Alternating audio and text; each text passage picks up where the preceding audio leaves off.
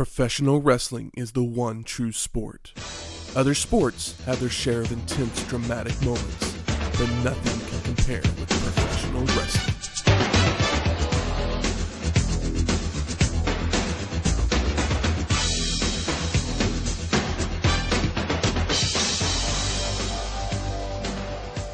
Welcome to Wrestling History X, where two friends get together and talk about the story behind the matches. I'm Matt. And I'm Michael. Welcome to episode 36, Survivor Series 1989. The WWF Thanksgiving night tradition? Oh, I'm sorry that I planted you with the worst tagline. You did give me the worst tagline ever. Yeah. It's trying to change things up. And I mean, it was fun. I think I did. Give me the worst one. I think ever. I did a pretty good job, right? I thought you did a great job. It was fun. I didn't have an intro to show yet. I mean, might as well. Yeah. It might as well be episode. Might as well be episode 36. Might as well be. Yeah.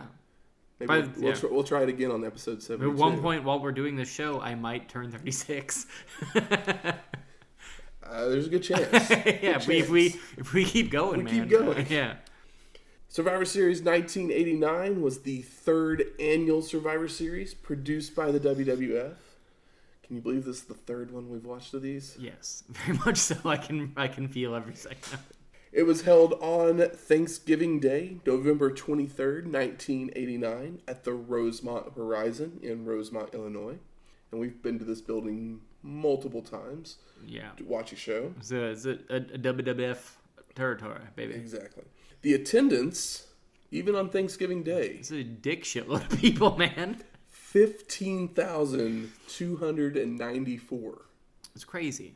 That's a lot of people. That is a fuckload of people. I don't want to go anywhere on Thanksgiving Day, let alone a wrestling show. Can you imagine that parking lot? Seriously. That's my old guy moment. And I'm not even 36. Other things that happened around Thanksgiving of 1989, Back to the Future 2 would be released the day before. Are you a 1-2? Nobody's a 3 guy. No one's a 3 guy. And I find it really hard, like, 2 and 3 were shot at the same time. And, like, they're kind of, like, supposedly if you watch, like, 3 right after 2, it works better. But, like, I watched 1 and 2, and I was going to watch 3 in the same day. And I got to 3, and I was like, I'm going to do, like, something positive. Because, like, I was just like, I got to get off this couch because there's no way this matters. I got to stop thinking about I think 1... loops and... Yeah. I wasn't even thinking. You didn't have to think. It's just Back to the Future. It's not that heady. But, like, I think 1... Is Back to the Future... Are they the best time travel movies out there? I mean, unless you want to do, like, the, like, douche film bro answer, which would be a primer.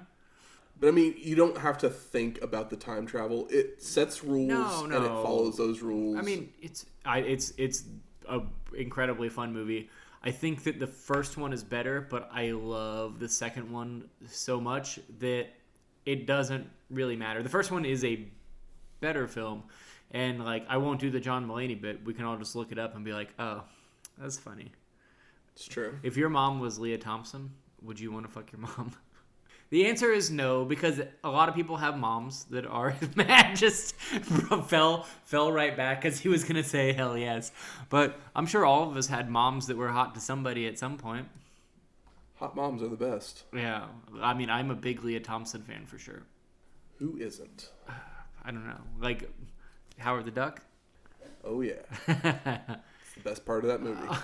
I think that movie is really fun, but it's not good. It's not good. It is really very fun. Actually, now that we've been talking about I don't mind 3, but I think it's a lot because I like Westerns. I like Westerns as well. It's just hard to get through when you like are thinking about those other ones. I think I might need to watch it in a vacuum. Where like I haven't watched either of the other ones in a while, and then I just watched the third one because every time I'd go to watch the third one, I'd like watch the first 2 in a small amount of time. And it's like watching Indiana Jones and the Kingdom of the Crystal Skull. If you don't watch it, no, I'm just kidding. It's nothing like that. Yeah, it's nothing like that. But no, there's no such thing as the fourth Indiana Jones movie. Maybe I'll watch the third one soon because I'm kind of in a spot where like I normally go on runs of like things that I watch, whether it's a genre or a director or a type of, or I guess a genre would be a type of film, but like I'll just drop this one in before I go on my next thing. You should watch Thanksgiving movies right now. There's only one Thanksgiving movie, right? Plane, Trains, and Automobiles. Oh, well, yeah, I watched that last year. I was going to say Home for the Holidays, which I kind of love that movie. It's pretty good, too. I'm a big Holly Hunter fan. I love Holly Hunter with my whole heart. That movie's really good. I think that movie was directed by Jodie Foster. And this is a film cast with Matthew and Michael. And we like movies, but we also like wrestling. And on November 23rd, 1989, Survivor Series happened. And we're going to have to talk about it. But we also have a birthday to talk about. Hiromu Takahashi was born a couple weeks after this show happened. Oh, and Daryl a few years later. And I wanted to give you a chance to express your love. Well, the thing is, for New Japan. Hiromu. Oh, Hiromu, like, okay, you were like, I started to get back into wrestling, and you were like, oh, and it was during the, like, Kenny Okada, like, these big, huge matches that are all have all this buzz around them. You sent me to it, and I was like, okay, like, I don't know who these guys are, but I'm just getting back in. I liked wrestling as a kid. I was interested in getting back into it, blah, blah, blah. And I started watching some of these matches or whatever, and one of the first shows that I watched had a match between Hiromu and Dragon Lee. And that is the match where Hiromu broke his neck. And I was watching the match, and I was like, well, this is incredible. Such a vicious Both these guys are incredible. And that looked really, really bad. Turns out he broke his neck. I have not seen very much Hiromu work. I've seen clips. I have not gone back and watched a lot of his stuff. I know he's very much loved. You haven't experienced Hiromu. So I haven't. My experience of Hiromu was like I was just getting in, and now I'm like all, elbows and knees deep, crawling through the swamp with my enjoyment of the product. But there is so much of this product and so much wrestling in general, it's really hard to go backwards because I have a hard time, like, if you only watch wrestling, everything starts to mean less. Only take in what you can take in and what you want to take in and enjoy it on your own terms. Like any other media, like, of course, it is what it, like, it's so, but the thing about the difference between this and, like, basketball or football or something like that is that I don't only like one team, and it goes on forever and it never stops. So it's hard to work backwards, and I do at times, and that's kind of what this show is for me and you, because it's something that we both appreciate and we can work backwards. But, like, I saw Hiromu get his neck broke, and I know how big he was then and how much everybody loves him, and I've seen all the cat dolls, and I've heard all of everybody being like, we want Hiromu back, and Hiromu's cleared, but he hasn't shown up yet, blah, blah, blah. But he just did show up. But he just did show up. I have not actually watched that show yet, but I have the internet. They told me. They told me all about it. But I have not gone back and watched the big I imagine a bunch of Super Juniors matches. Him and Kushida had it's a bunch like of him good and matches. Kushida. Like, I was gonna say, like, him and Kushida is the stuff that I would imagine would be just like through the fucking roof. Yeah. And then we just got announced that it's gonna be him and Ospreay, and it's like, well, I hope his neck is strong. Oh, Ospreay will take care of him. Yeah, I mean, imagine Ospreay will take care of him. It'll be a fun match. I am excited because I think that he had the most flair of New Japan guys. He is a character. He wears among characters. He wears like a punk jacket with a bunch of patches of bands that I like and bands that I don't like as well. But it's like, whether he listens to it or not, he at least is a weirdo. And I like a good weirdo, and especially an athletic weirdo. So let's go ahead and get to the show. Long enough. Hopefully we can get it through as quickly. Hope so. Show starts with some promos from participants from the evening, showing what they're saying what they are thankful for on this Thanksgiving. Okay, what do you got? Hulk says he's thankful for his Hulkamaniacs. Brother. $1 Million Man says he's thankful that he's rich and you're not. Jake the Snake says he's thankful for Damien and his DDT. Is DDT a drug that he took? Demolition's thankful that they don't have to fight each other. Oh, is that foreshadowing? Macho Man says he's the only man worthy of being the Macho King. But he's thankful for that? He's thankful for that. He's not even thankful for Sherri. That's really disrespectful to sensational Sherri. Queen Sherri. Queen Sherri. That's disrespectful because if it was Elizabeth, he would have been thankful for Elizabeth. And wouldn't we all be? I'm thankful for Miss Elizabeth 30 years later. Sherri is not... If Sherri and Elizabeth are both diamonds, Elizabeth is a pricier diamond. But he should still be thankful for the person that's supporting him. Sherri's cubic zirconium. Oh, come on. Hacksaw Jim Duggan is thankful for being able to live in the good old U.S. of A. Whoa! Whoa! I have some... I wouldn't call them hot takes. I have a take about Hacksaw. Lukewarm take? Yeah. Lukewarm take. Dino Bravo and Canadian Earthquake are thankful that Earthquake is on his side. Does Canada even have earthquakes? I have no clue. It's not Japan or, like, L.A. They do have moose. Meese. Dusty Rhodes is thankful for his polka dots. Come on. He can do better than that. He can be thankful for being gifted the opportunity to support his family in this American dream. And that's what he could have said and would have been good. Polka dots works too. No, it doesn't. I don't like it. Big Boss Man's thankful for the justice he serves. Gross. It didn't make any sense. I don't like it either. Brutus is thankful for wrestling, cutting, and strutting. It's better than some of the other ones, unfortunately. Like, some of these get really bad. Yeah. Rick Martel is thankful for his good looks. I'm more of a Santana guy. Rick Rude's thankful that he has the most ravishing body in the WWF. Can't argue. Roddy Piper's thankful that he's not Rick Rude. I don't know, man. Rick Rude's got a pretty rockin' bod. The Genius is thankful that he's the world's boringest man. I mean, smartest. You know how, like, it's one of those things where, like, I don't think anybody really knows Macho Man because he's, like, a complete fucking wacko, right? Yeah. Like, in real life, like, does anybody actually have conversations like me and you have right now and outside of this where they're, like, pretty grounded, normal, but, like, I feel like that he is just, like, so insanely performative.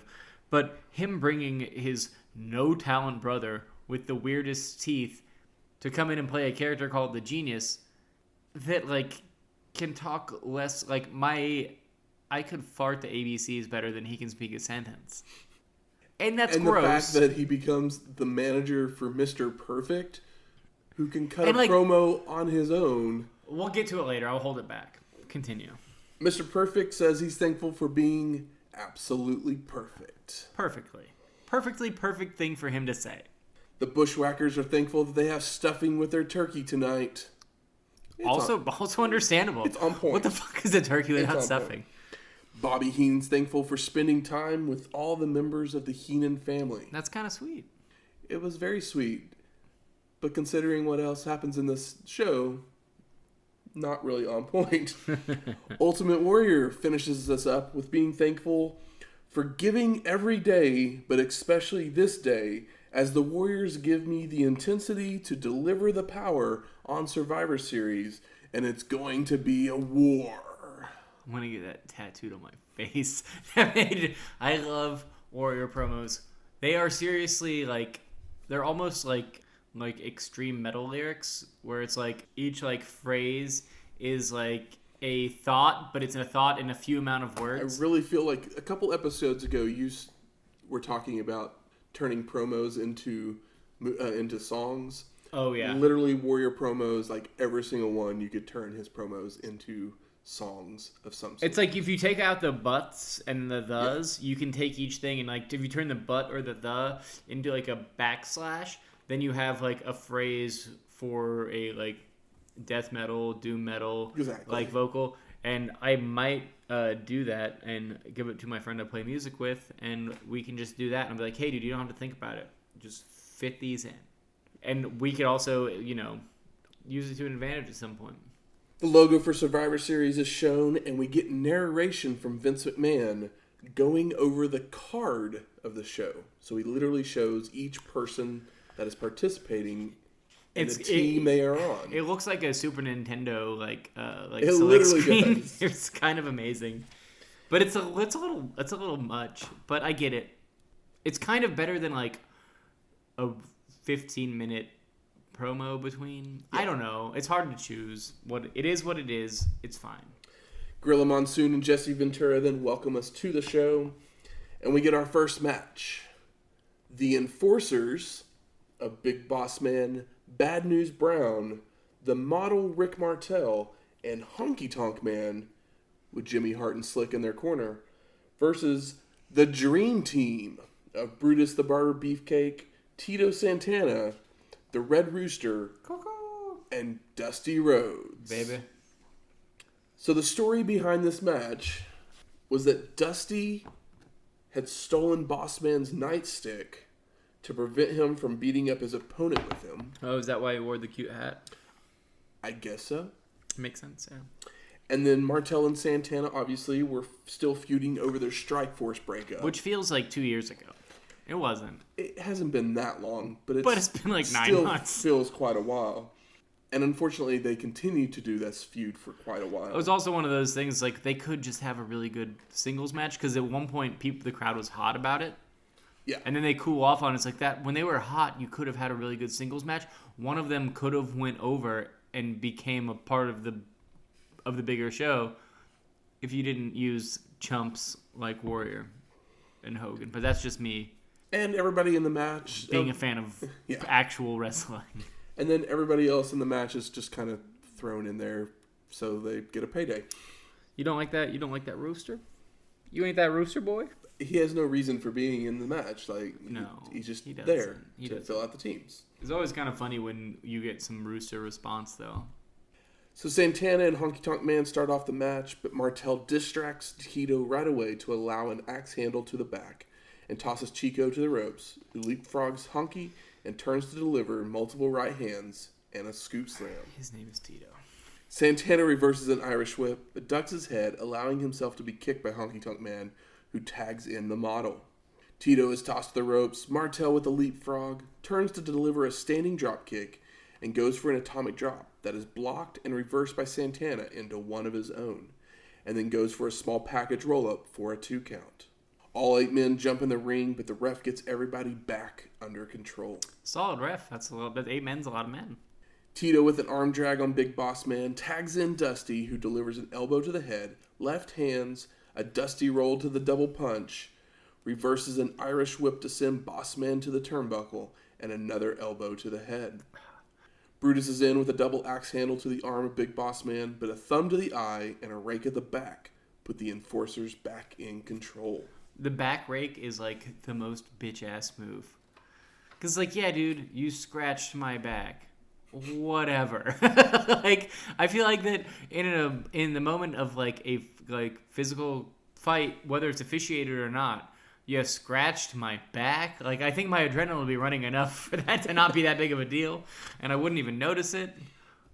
Honky Tonk Man. Honky Tonk Man. Honky Tonk Man. Honky Tonk Man with a snapmare goes for a falling fist, but Beefcake moves. Is Honky Tonk Man just a falling fist?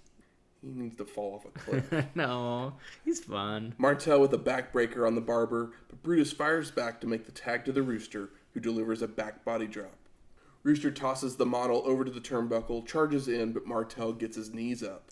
The Enforcers are working over the Red Rooster, and Rooster keeps getting surprise pin attempts via small packages, sunset flips, but never quite enough to get to his How corner is it to like make a tag. Rick Martel is called the model, but he's in the ring with the Red Rooster, and the Red Rooster, who's like a young, handsome man that can work, fucking doing this fucking bullshit ass fucking shit. It's like, oh, he's obviously can work. We all see it here. It's inarguable. Vince McMahon, man. I mean, also, it's just the way that the product, not the product, because calling it the product is lame, but the way that professional wrestling worked at the time, the old guys, there was still some, the old guys get theirs, and we see it for a long time. Yeah. For a very long time, and especially in here, where it's like the old guy should be putting over the younger guy. We see that done correctly later on, but for the longest time, they're like, oh, they're just holding back the younger guy because they're fucking bad people that can't give up the ghost and understand that the life moves on. Or maybe it's the sport that does. Politics, baby.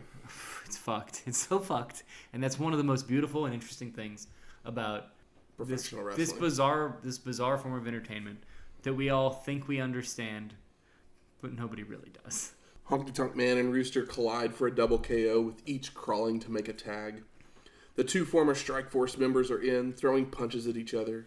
Tito is tossed to the ropes, leapfrogs the model, delivers multiple drop kicks, a scoop slam, second rope elbow to the neck, tosses Martel to the turnbuckle, hits a back body drop and goes for the figure 4, but the model counters to knock Santana down. Body slam and a missed elbow by Martel leads to a schoolboy roll-up by Chico, but the model pulls on the tights to carry himself over on top for the pin. And Tito Santana is eliminated. Hey, did you notice the ref that was on the outside of the ring? Yeah, I saw him. Did you recognize who it was? No. Shane O'Mac. Was it Shane? It was Shane O'Mac. I know, I recognize there being, like, I think most of all of these matches there's a ref on the outside. It's Shane for every single one of them. Yeah, well, I guess I'll bring it up after this match ends, but I do have something to say about this Survivor Series that I appreciate, which is hard to find. At this point, we see they show a shot of a black lady in the crowd, like, cheering on Dusty Rhodes. I guess I did catch that. Foreshadowing. Yeah, I guess like, maybe I took Gorilla mentions her. Yeah, maybe I took a piss break. Who knows? This is a Survivor Series.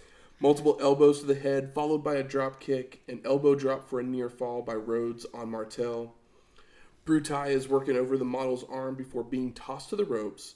Martel with a leapfrog and looks to attempt a monkey flip, but Beefcake stops and stomps on Rick.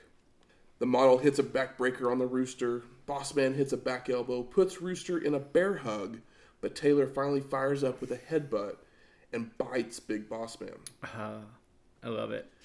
Bossman tags in Bad News Brown, but he doesn't want to get in the ring, so the Rooster helps him out by slingshotting him into the ring. Yeah, Rooster slingshotting Bad News in is fucking sick. Rooster then tosses Brown to the ropes, delivers multiple boots. Another toss, but Bad News delivers a forearm, slams Rooster's head on the turnbuckle, a headbutt, punches, chops. Bossman comes in to hit a held Rooster, but Taylor moves, so Brown takes the brunt of the hit. Dude, I love the Bad News Brown energy. Like, he's got this, like, big fuck you energy. And, that's like, all he is. I know, but I think that it could be used well, and they just fucking don't do anything with it. I agree completely. Because, like, he comes in, like, because he can work better than some other guys. Like, he's way better than Big Boss Man. At this point, yes. Yeah, it's like he's definitely way more fit, can do more, and he's can convey emotion much better. And the emotion he conveys is very consistent since he's shown up. I kind of like Bad News. We've mentioned it since we saw him the first time. Yeah, the first time we were like, yo, the Ghetto Blaster kind of looks like shit, and they're like, okay, we get it now. He finally got to do it well. So after Brown takes the Boss Man hit, he starts arguing with Big Boss Man. They start shoving each other. Honky Tonk Man and Martel jump in the ring to try and calm things, but Brown just leaves the ring to be counted out and eliminated. Fuck yeah, dude. That big fuck you energy. It's so good. That's how you build a heel, right? It's literally just like Survivor Series 88 did the exact same thing. Yeah, and then you should have him come back in a match with one of those. Do it again. No, with one of those like heels that took one of the bigger heels that took issue with it, and have a match where one of them like turns. Whoever's the worst one, like it could be fun. It's a good excuse to turn somebody. I also have this question. Yeah. What self-respecting badass black guy teams up with a prison guard and a guy nicknamed Honky? How big is that check? Because that's my question. Because it's like, obviously the check wasn't big enough, so he boned out. He's like, I already got paid. He took his money up front and he left. Brutus tosses But yeah, all pigs must die. Cop killer, body count. Bad News knows what's up. Brutus tosses Bossman to the turnbuckles, charges in, but Big Bossman delivers a big right hand to knock Beefcake down. Honky Tonk Man continues the attack with a back suplex, an eye rake, head slams to the turnbuckle, mounted punches in the corner, but the Barber starts firing back, tossing Honky to the ropes, and hits the high knee for the pin. And Honky Tonk Man is eliminated. Is that good? That was pretty good. Okay, cool. Martel in with a snapmare, chokes, headlock on Brutus, but Beefcake fires up with an elbow. But the model hits a knee to the gut, stomping away with punches, a backbreaker to put the Barber on the apron. Multiple head slams into the turnbuckle, but Brutus hits a shoulder block and a sunset flip. Rick stays up and punches down and gets his knees on Beefcake's shoulders, grabbing the ropes for leverage, but the ref sees it, and the Barber is finally able to get Martel over for the pin. And the model Rick Martel is eliminated. That's a fun little phrase. Like, what do you call the moments in, like, the extended moments in a Survivor Series match? Phrase is good enough? It's a good enough phrase. So only Boss Man is left for the Enforcers. Boo. Boss Man attacks Brutus, who falls back to tag in the Rooster. Rooster is tossed to the turnbuckle. Big Boss Man charges in for a splash, but Taylor moves, delivers some right hands, a shoulder tackle that sends Boss Man to the ropes, and Rooster charges in, but Big Boss Man catches him and hits the Boss Man Slam for the pin. And the Red Rooster is eliminated. I hate Boss Man. Do you hate Boss Man? I'm supposed to hate him at this point. No, I'm just mean right now. Yes. Yeah, don't you just fucking hate him? The Dream Team's working on Boss Man. Beefcake tossed to the ropes, but comes back with a kick to the gut. Yeah, the gut. The if you turn the G into an N, it's more like what it really is. Exactly. Rhodes with chops to the neck, tossed to the ropes, comes back with a flying crossbody for the pin and the win. And Dusty Rhodes and Brutus the Barber Beefcake are the survivors. What did that Dusty crossbody look like? It looked like a Dusty crossbody. But a little better, right? Maybe. I am so happy to see Dusty on better cameras, give better promos, and not be in charge. So post-match, Slick tosses Boss Man his nightstick, who begins to lay out the two survivors. And then Slick helps Boss Man handcuff the American Dream to the ring and continues the attack with the nightstick. Boo. Beefcake finally jumps back in the ring with his clippers and helps clear the ring. Those clippers get real violent. They just keep like pulling them out. They're like, scary. I need you to, yeah, you got my back with the clippers. And I'm like, dude, that's like a fucking knife. This is a wrestling match. Like, that is stabbing somebody. This is different. Sean Mooney's then in the back with Boss Man and Slick. And Boss Man says, he's a prisoner of the state. He got what he deserved. A prisoner of the state. What did he really do? He's a prison guard. Maybe he's flashing back to his... Yeah. Who knows? He saw Dusty and he was like, well, he sounds like a black man. Mean Gene is then in the back with Hercules, Hacksaw Jim Duggan, Ronnie Garvin, and Bret Hart. Hart says this is going to be the 4x4's finest hour. But this is like, they're all holding like 2x4s. Yes. This is very fun, and I like this quite a bit. All four men end the promo by pointing their 2x4s like guns and yelling, "Ho!" So we're headed off to our second match. The King's Court. Such a fun name. Of Macho King Randy Savage, Greg the Hammer Valentine, Dino Bravo, and Canadian Earthquake, with Jimmy Hart and Queen Sherri in their corner, versus the 4x4s of Hacksaw Jim Duggan, Rugged Ronnie Garvin, Bret Hitman Hart. Oh, does Hitman even have a tagline ever? There's the best there ever is. Best there, but that's like too long. Execution. Excellent execution, but yeah. And Hercules. So the story behind this match was that Savage had defeated King Hacksaw Duggan sometime after SummerSlam. You remember the 2x4 with the fucking hat on That's it? Right. Oh, it's so funny. So now Savage was the king of WWF. Macho King. Bravo had a push-up contest with a fan sitting on his back. He had another contest. Because we're finally getting to the point after like 7 years. We're not having to hear about him doing this weightlifting bullshit. My hero, not political hero, but my hero, Jesse Ventura, stops talking about how Dino Bravo can lift 710 pounds or whatever. But when he's doing this contest, they have a fan come out of the stands and sit on their backs while they're doing push-ups. Kind of like that some fan, MDM, $1 Million Man type shit. Yeah. That fan was John from West Virginia, who turned out to be Earthquake. Oh, that's a big boy. And that's why Dino, Bravo, and Earthquake are together. And they had started up as a team against Bret Hart. Garvin, Bravo and Earthquake?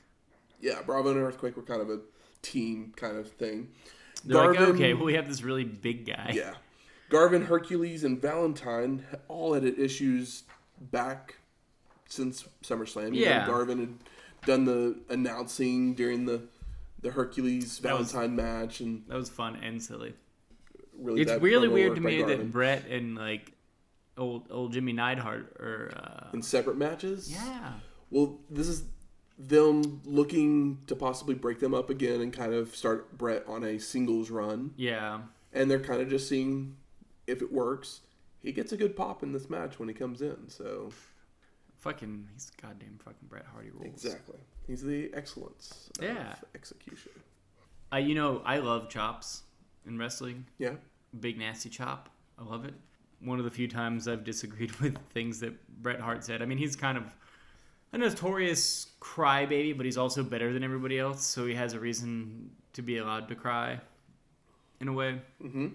But he's always said, I hate chops because I don't think they look as good as they fucking hurt. It's hard, like, I don't know what they feel like, and I do not want to feel them, because I'm sure it stings like a motherfucker. You can definitely find out if you want me to. But I don't know. Yeah, it's a Patreon video. Yeah, but they look so good. And then if Bret Hart, this badass motherfucker, is talking about how I don't think they're worth how I think they don't look good enough for the pain, then I just think about all of my favorite chop offs, and I'm like, holy shit, how bad did that hurt? Or maybe Bret Hart was just taking them from Warrior or something. I don't know. So the 4x4s come marching out, and when they clear the ring with 2x4s, and they get into the ring with their 2x4s, yeah, and they're literally marching in a circle, yeah. It's kind of definitely it's definitely Duggan's party. Exactly. Bret Hart, we named him right before Hercules because that's kind of where he is in this pecking order. Well, they do a goofy dance where they even toss 2x4s. Oh yeah, they toss the 2x4s across they cross 2x4s they're a middle school clubhouse. Didn't or whatever. Someone drop one of them? Yeah. I know what it is. I think Bret, or it's not, somebody tosses theirs to Duggan because they each toss each other's 2x4s to each other because there's 4 of them across. And Duggan's the one guy that doesn't catch one. So then when they finish to do their little dance or whatever, Duggan doesn't have the 2x4, but he still does. Oh, and it's really, really funny. Match starts and Duggan chases Macho to the outside, delivers a big right hand before tossing him back into the ring, where Hercules takes over the attack with a clothesline and a press slam. Valentine is tossed to the ropes by Hercules, ducks a clothesline, misses a clothesline, and is given an atomic drop. Well, man, it's hard to say. But is the second half of 1989, I guess you couldn't call it the year, but the time of the A drop? I mean, they've been doing atomic drops for the last a while, few years. But I feel like they're spammed out in these last couple of shows. Definitely. A drops, inverted A drops. There were so many. I don't know which one was inverted anymore. The 4x4s with quick tags to work over the hammer, including Duggan ramming his head into multiple turnbuckles. A sleeper by Garvin, but Valentine makes it to his corner for a tag. Bravo with an inverted atomic drop on Rugged Ronnie goes for a jumping elbow drop, but misses. Hercules in with left jabs, right hand to the gut, multiple clotheslines, head slams to the turnbuckle, before a reversed Irish whip by Dino into a turnbuckle to knock Hercules down. An Earthquake is in, hits the Earthquake splash for the pin. And Hercules is eliminated. Poor Hercules, right? I mean, I'm not a big Hercules guy. Not either. But he just continuously just falls down the card. Yeah, and it's he got kind of introduced early WrestleManias. Yeah. And he just kind of meandered, but he still kind of gets pops. Maybe he can't do a promo. It's really weird. And then to get it from Earthquake, which you told me off mic some stuff about Earthquake that really made me feel more strongly about him, especially considering what he did. But The Hercules thing, I was like, oh, he's going to get pinned by Earthquake? Because Earthquake doesn't look like Hercules.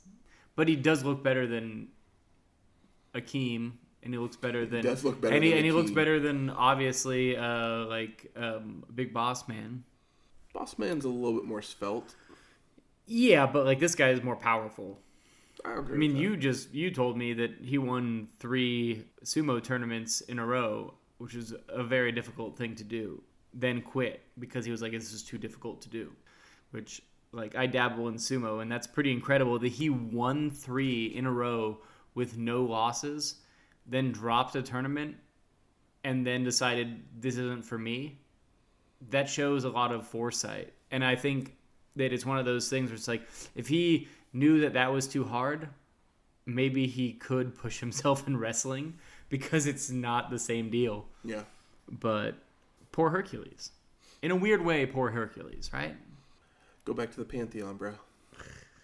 Duggan's trying to knock Earthquake down with shoulder blocks, but it's not working until the Hitman gets behind him to trip him up. I love that spot. It's the little kid trip spot. Yeah, it's fun. It's like the Hitman goes on all fours and he pushes him over it. And it's very funny, especially to see Bret Hart be the little kid. Garvin with hands of stone for a near fall, but Earthquake throws him off, and the King's Court begins to work over Rugged Ronnie. Valentine with multiple elbow drops, a headbutt to the gut, attempts a figure 4, but Garvin kicks him off into the turnbuckle and follows with a small package. Is the headbutt to the gut, like, kind of the worst? It does look pretty bad. I think I've seen some headguts to the back, which is fucking a million times more dumb. I mean, unless it's someone that has a power move, you want to work on the small of the back. With your fucking face? Come on, man. Why not? Ronnie tries for a tag, but the Hammer is able to regain control, holding him for a top rope double axe handle from the King. Bravo attempts a neck breaker, but Garvin reverses for a backslide pin attempt, but the King's Court recovers with slamming Rugged Ronnie's head into a boot. Garvin's firing back, makes the blind tag to Hacksaw as being Irish whipped, reverses it, and misses a clothesline on Valentine, but Duggan doesn't for the pin. And Greg the Hammer Valentine is eliminated. Where does the Hammer go from here? Probably to a tag team with Honky Tonk Man. So weird. A guy that's all charisma and then another guy that's like all old school. I think Valentine has like one more big time singles match, and then he's pushed into the tag. It's kind of weird, division. like how everybody like Greg the Hammer Valentine pops in my mind before like Hercules. Oh, of course. Or even before like Honky Tonk. Valentine has had so many more even better matches. Or even before like Honky Tonk or like some guys that are like bigger personalities, but there's something about Greg that he's kind of like the like singles Arn Anderson in a way, where it's like but he's more memorable than Arn for a lot of people. Because maybe it's the hammer part. I don't know very many people that would think that. No, but like Arn has a longer legacy. Literally, you just raise 4 fingers and everyone thinks Arn. Yeah, but not. I think more people think 4 Horsemen, and I don't think they all think Arn first.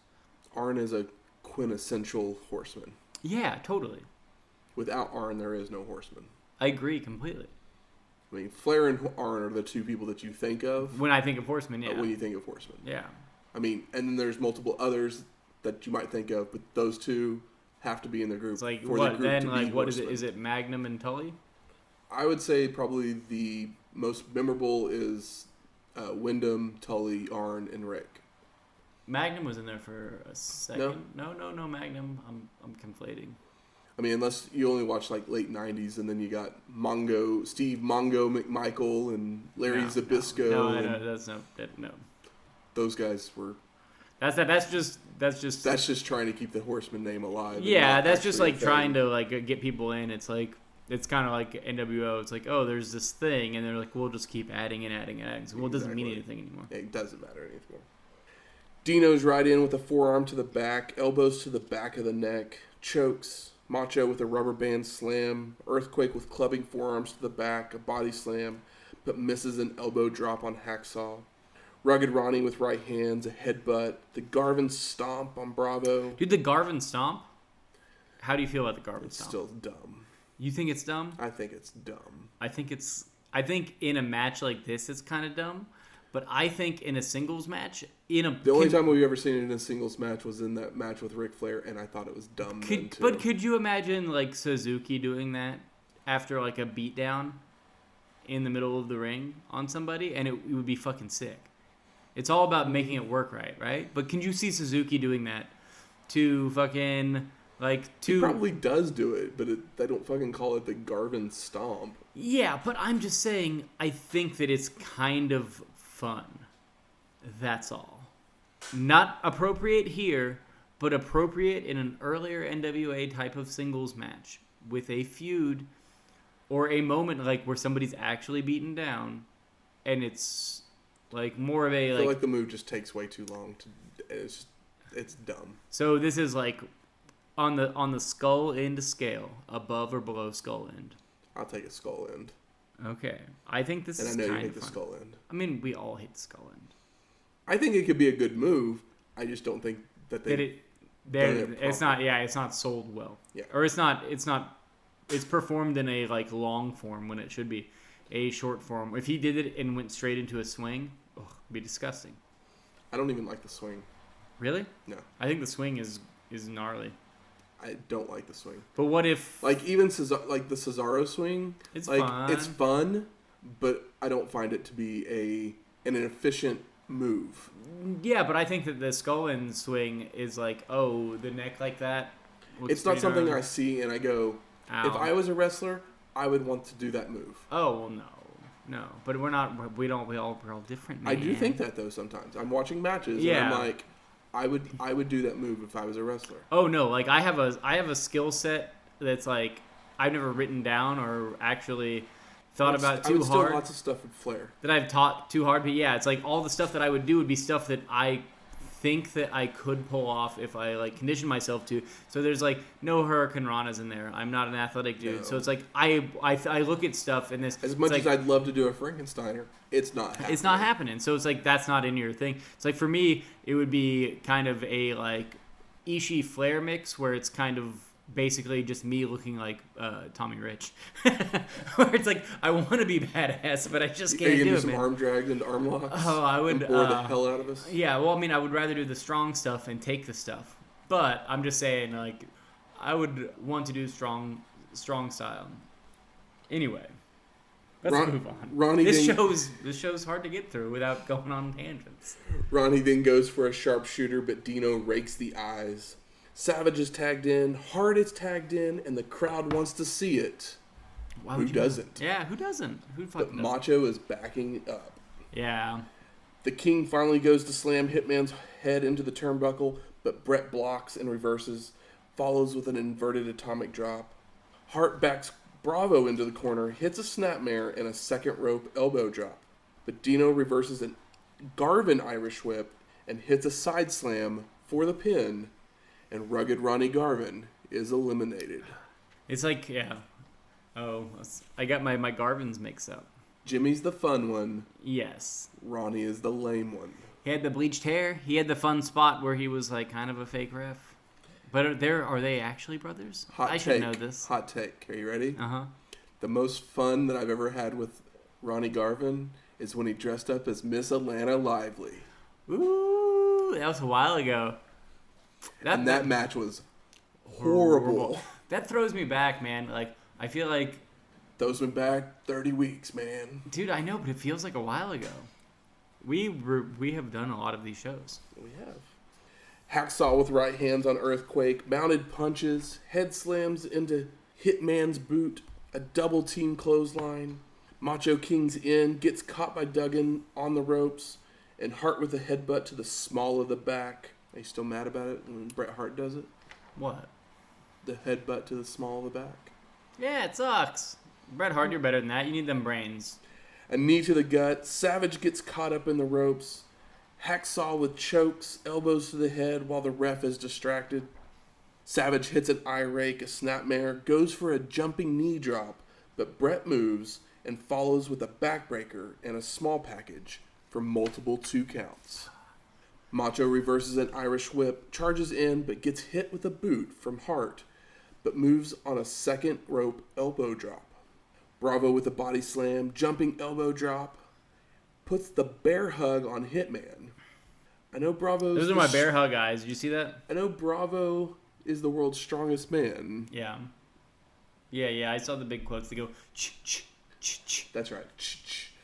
But Bravo is shorter than Hitman, and so I hate it. A bear hug. Right? Like, you just got to be taller than him. You got to be taller than them. Yeah. That's the only criteria. Earthquake then with a double chokehold, a running elbow drop, some stomps, and the Is the double chokehold like the two arms up? Yeah, he's holding him up with two arms around the neck. Yeah, because when we say double chokehold, I'm like, it's hard because it's like when you're holding them up, like with two arms in the air, like it's a much bigger. It looks worse, and wrestling's all about the sell. And the King's Court is making Bret their jester. Matthew, that hurt to hear.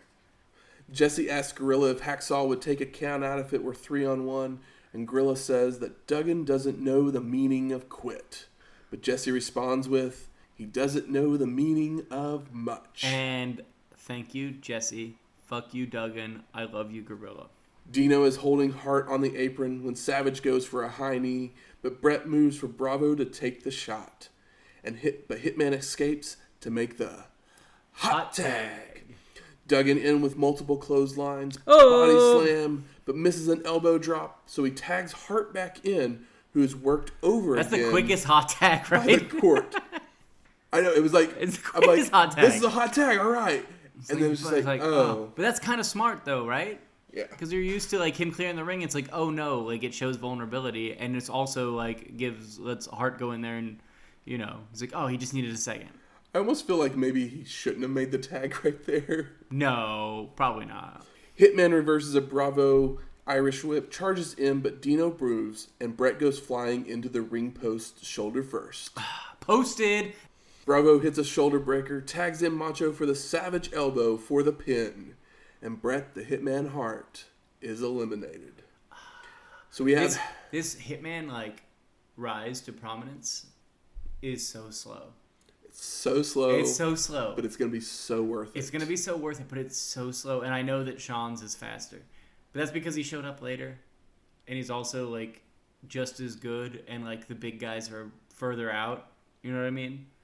The big guys are, towards their, they're in. We're coming to the end of the oversized big man being champion, kind of.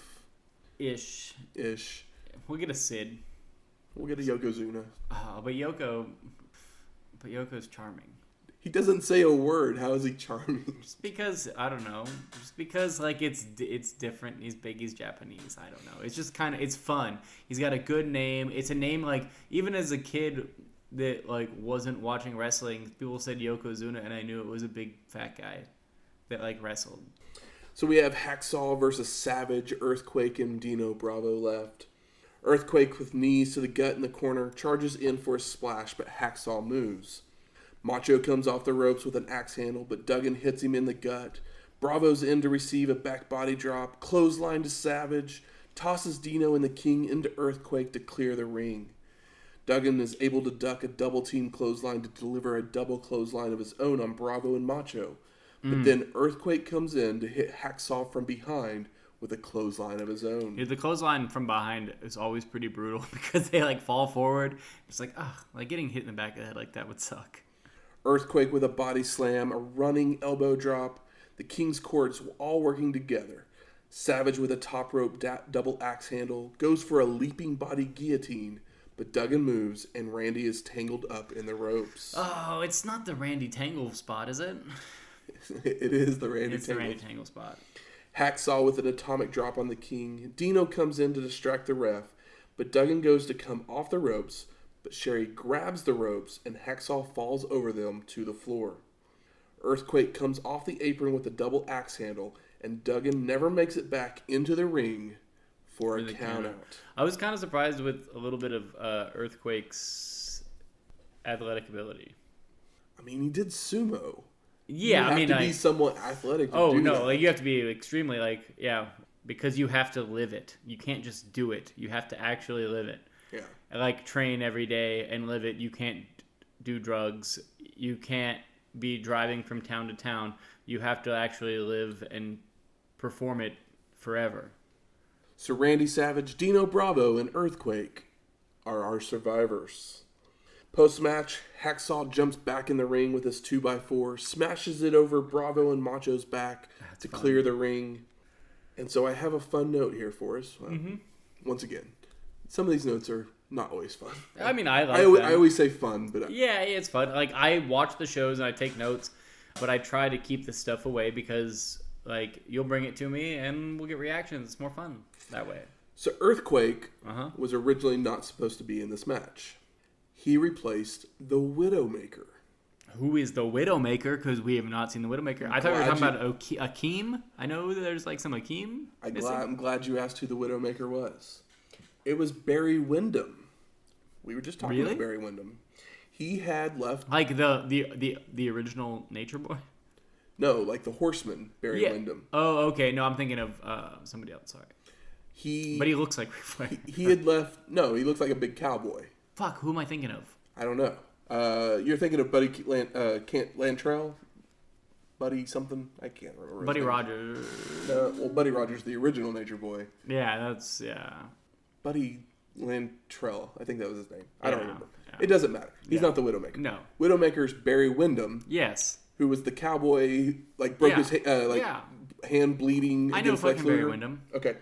Last time we had saw him was in that loss to Lex Luger at Chi-Town Rumble. Yeah. For the WCW NWA. When we saw him in like early NWA, and then he kind of went away and showed back up. Yeah. Well, his first appearance that we saw him was in WWF at WrestleMania 1. Oh, was that the first one? That was the first time we saw him. Him and Rotunda were a tag team in the WWF. But he was, and their song for their tag team was Real American. Oh shit! Okay.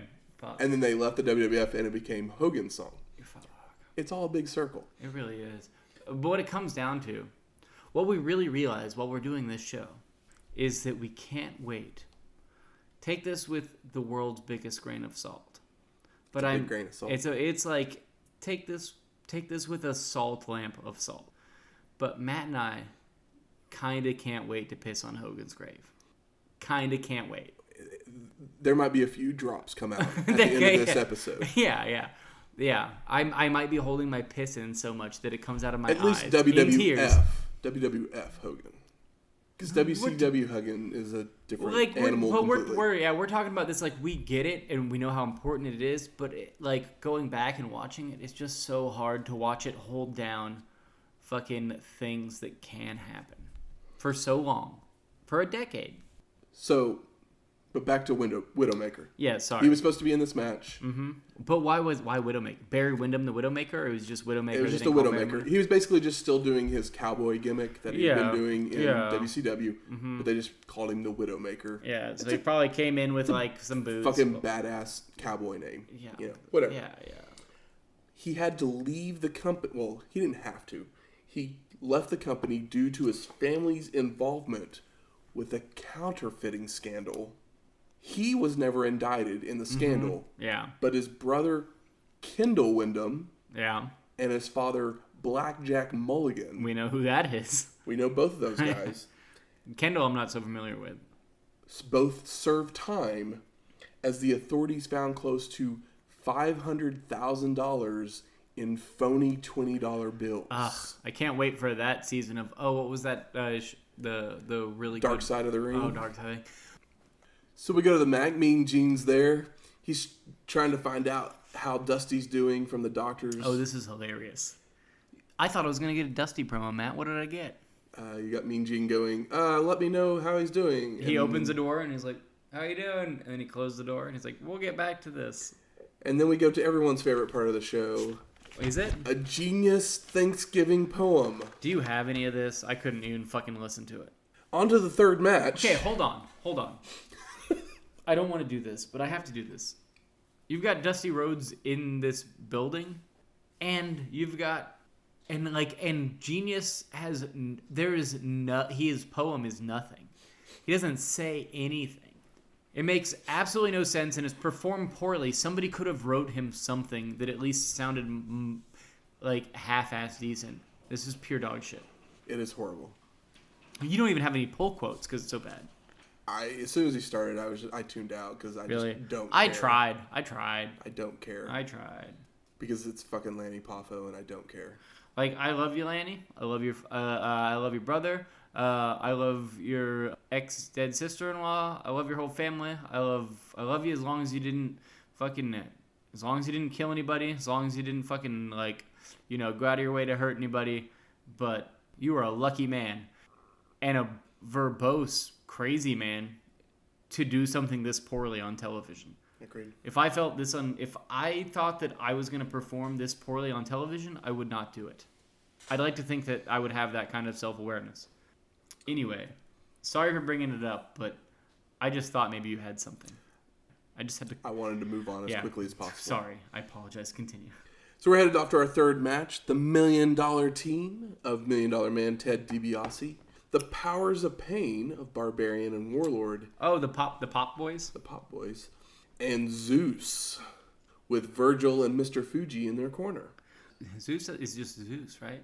It's just Zeus. Yeah. The Z-Man. No, not the Z-Man, because the Z-Man's Top Zinc and WCW. Completely different guy.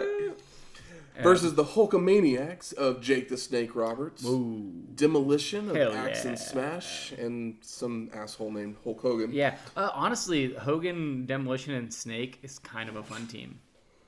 It is. Kind of a fun team. Okay, sure. But, I mean, I'm just saying, before we move on, it's kind of a fun concept.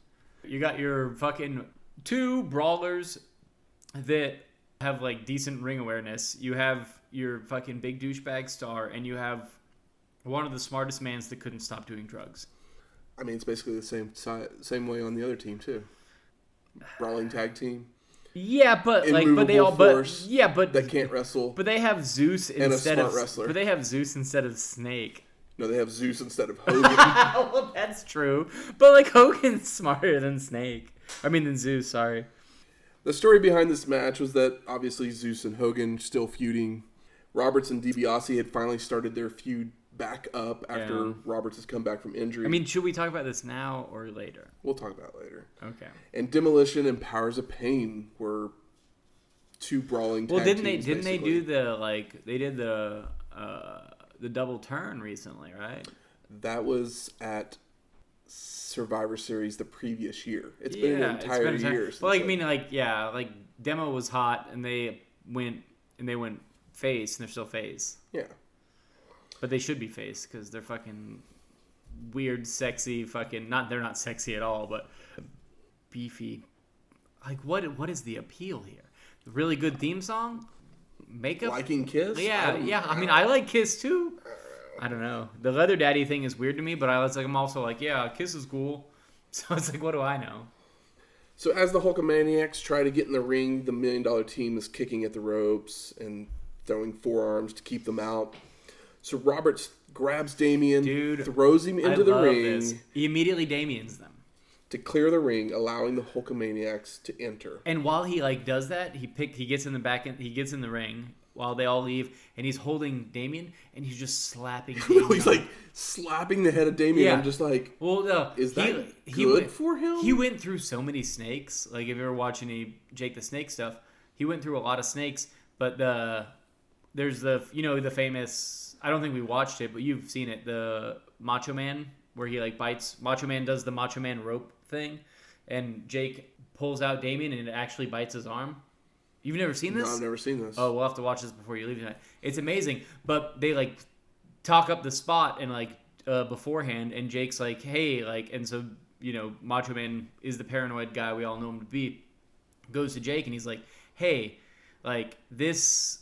The snake doesn't have any poison, and he's like, oh, dude, it's like a fucking python or whatever. You think I'm carrying around, maybe it's a snake that never has any poison, or maybe I can't remember exactly if it's a snake that never has poison, or if it's one where he's like, dude, I wouldn't be flying in a plane with this fucking snake if it was poisonous, blah, blah, blah. And he's like, well, fucking, I don't believe you, because he's Macho Man, he's crazy. So he's like, make sure it bites you, and he's like, for real? And he's like, and obviously Macho's very serious. So, Jake fucking gets bit by the snake, and then Macho sees it and is like, okay, we can do this spot now. So Jake is annoyed and pissed and probably been using drugs. Afterwards, when they go to do this spot on television or whatever, when he pulls the snake out, off camera, he is just what he calls paintbrushing it, and he's just slapping the shit out of the snake because he's angry that Macho Man, like, not in a, like, hey, fuck you way, but he's like, yeah, but no, just the fact that he didn't, like, trust him, and then he had to fucking deal with it or whatever, and it was Macho's idea about getting bit in the first place. It wasn't Snake's idea, and, like, yeah, so he just, like, is talking about paintbrushing this snake, and watching, I've heard that story before, so watching this match, he's, like, tapping this snake on the head, and what I can tell from hearing that story before is that he's trying to get the snake to open its mouth and look like a scary snake, so he just keeps tapping it on the head. But like before this spot where he made him bite Macho's forearm, he's just supposedly off camera just like smacking the shit out of it. Dang. But that we'll watch that clip later, and you will be like, this is hard to watch. Seriously. And it's fucking, but he's legit biting onto it. So everybody's finally back in the ring, and Zeus wants Hogan to start, and he gets his wish. They're yelling at each other. A shoving match starts, but Zeus gets the better end of it. Hulk's throwing right hands, clotheslines, high knees. Nothing is working until Hogan does an eye rake, allowing him to body slam Zeus, but Zeus is right back up, no selling it. Did you think you would ever be rooting for... I mean, I love Movie Friday. I think Tiny I'm not Lister saying is that great. I was rooting for Zeus. I was just happy to see Hogan not get his shit in. Oh, he gets his shit in, though. He will, but not on Zeus. The Hulkster goes to come off the ropes. But you know why. I mean, we can talk about this later. The Hulkster goes to come off the ropes, but the Barbarian gets his knee up into Hogan's back. Zeus snaps Hulk's neck, chokehold, pushes the ref, goes back to the chokehold. Hebner's trying to get Zeus off after the 5 count. Zeus pushes Hebner back off, and Earl finally calls for the bell. Yeah. Is this where Hebner, like, grabs Zeus's head after the choke, and he's, like... Yeah, he's, like, trying to get him off. He, like, legitimately grabs his face and is, like, pulling it off, and it looks really good. It looks really good on screen. So Zeus has been disqualified and eliminated. But before Zeus goes back to the locker room, he continues to choke Hogan, so the $1 Million team have to come in the ring and try and get him off so they don't get DQ'd. Exactly. Also, this is the match where, like, I thought it might have been earlier, but this is the one where he actually shaved his head, so the Z is like markered on, is more noticeable.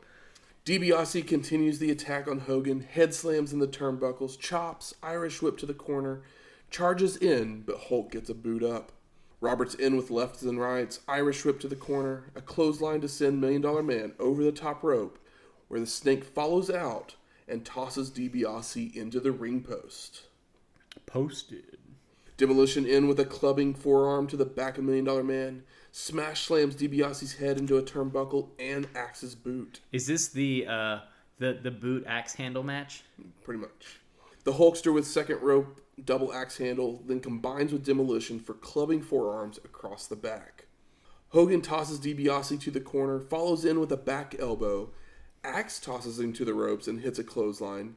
Another toss to the ropes, but $1 Million Man ducks a clothesline and comes back with a back elbow of his own. Powers of Pain begin working over Axe with forearms, headbutts to the small of the back. Shoulder breaker, attempts a second rope elbow drop, but Axe moves. But Warlord's right in with an Irish whip, charges in, but Axe hits a back elbow and a clothesline. Axe is running the ropes, but Mr. Fuji trips him up from the outside. Warlord hits an elbow drop for the pin, and Axe is eliminated. Yeah, that happened. Smashes in with punches, slams Warlord's head on Hulk's boot. Hogan hits a clothesline, body slam. Roberts with more punches, working on Warlord's arm. Smash is tossed to the ropes, and Warlord drops to the mat, and Smash just stops and clubs the back of Warlord. Smash goes for a backbreaker, but the Warlord gets a thumb in the eye and makes a tag to Barbarian, who tosses Smash to the ropes, but ducks his head and receives a forearm across his back. Everybody's taking fucking, like, back shots.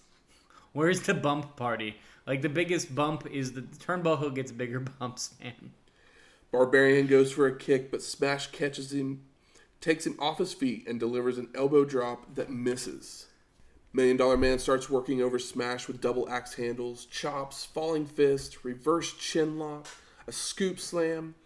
DiBiase goes for a second rope fall away back elbow, but misses. I know. You know what I love? I love $1 Million Man falling fists. I just love it. He gets tossed to the ropes by Smash and makes a blind tag to the Barbarian before being caught and hit with a rubber band flapjack. Oof. Barbarian comes off the top rope with a flying clothesline for the pin, and Smash is eliminated. There went the axe. There went the smash. Smasher. Roberts right in with punches, a knee, goes for the DDT, but Barbarian with the back body drop, but misses a jumping elbow drop. The Snake goes for the DDT again, but is pushed into the $1 Million team's corner. Powers of Pain toss Robert into the turnbuckle multiple times. Barbarian with a backbreaker. Roberts comes swinging out of the corner, but misses everything. Oh, I know. Sucks. Roberts is so good. Barbarian with a second rope hammer. DiBiase with knee drops. Hits a pile driver, but Jake gets his foot on the ropes. Barbarian with a snapmare goes to the top rope, but misses a falling headbutt. And the Snake is crawling to his corner for the hot tag. Hulk with right hands to everyone. Head slams on Barbarian, followed by a clothesline. Multiple elbow drops, a vertical suplex. Goes for a body slam, but the Warlord comes in and hits Hogan from behind. Hell yeah. Powers of Pain go for a double team clothesline, but Hogan ducks and delivers a double clothesline of his own. Hulk Hogan with a double clothesline on Powers of Pain? Come on. Powers of Pain are up, and they hit a spike pile driver on Hogan, and the ref DQs both members. What is that, Matt? That's called protecting the champion. I was going to call it bullshit, but what you said is more accurate. So Warlord and Barbarian are both eliminated. And we're not even Warlord and Barbarian stands. They can go away for all I care. It's one of those things, like, I'm right behind me is my 1991, like, Hulk Wrestle Buddy. And I love it with all my heart, and it's one of my, like, favorite things that I own from my childhood. But you know what I just fucking despise? Hulk Hogan. Hulk fucking Hogan. And, like, I know that that's what the WWF is, what the WWE is, and it's never really weaved in and out from this format, but it's never not been this format. And this is what's really kind of, like, planted that in my mind. And I'm not saying that, like, that it's not good, a good format. I'm just saying that for what I get the most out of in wrestling, it's not always here. I agree. And it's weird to say because you can't undercut the importance, but you can get mad about it or annoyed by it. Annoyed. Like, I'm not mad. Yeah. It doesn't keep me up at night. I don't care that much, but I'm just like, because I see all this other talent and I see all these other things that could happen, but it's all hindsight. DiBiase with knees to the back of Hulk slaps on the $1 Million Dream, and the arm was about to go down a third time when Roberts jumps in the ring and makes the save. Really well. That's a really good segment. $1 Million Man locks it on again, but Hogan escapes by ramming DiBiase into the turnbuckle multiple times. $1 Million Man goes for a second rope double axe handle, but Hulk catches him with a punch to the gut and makes the hot tag. The Snake in with punches, Irish whip to the corner, back body drop, a rubber band slam, knees to the back, a short arm clothesline. Virgil jumps up on the apron. Oh, Virgil out of nowhere. Roberts grabs him and yanks him into the ring. Virgil gets the DDT. Can't help it. This shit's hot. But DiBiase with a falling fist as the Snake is on the mat makes the cover with leverage for the pin. And Jake the Snake is eliminated. What an amazing 30 seconds, right? It was probably the best part of this entire match. Yeah. Outside of, like, the DiBiase, like, I love how DiBiase does his, like, funk pile driver, the fallback pile driver. We always say pile driver, but, like, a pile driver is a bunch of different things. The falling pile driver is what DiBiase and Funk do. Yeah. And, like, what was the one that was, like, maybe it was on the last show. Or maybe it's on this show. Rude hit a inverted pile driver, yeah. which is basically like a tombstone pile driver. But it's reversed, where their face is out. Yeah. That shit blows my mind. It looks fucking horrendous. So we have horrendous in a good way, not horrendous in a bad way. So we have the Hulkster versus the $1 Million Man left, and DiBiase with knees to the back. Which should be a fucking WrestleMania match. God damn it. Right? It should be. DiBiase with knees to the back, elbows to the neck, clothesline, reverse chin lock, but Hogan begins to Hulk up. Escapes with elbows, a shoulder block, ducks a clothesline, then both men hit a clothesline for a double KO. The double KO spot was fun, but I knew it was going to happen.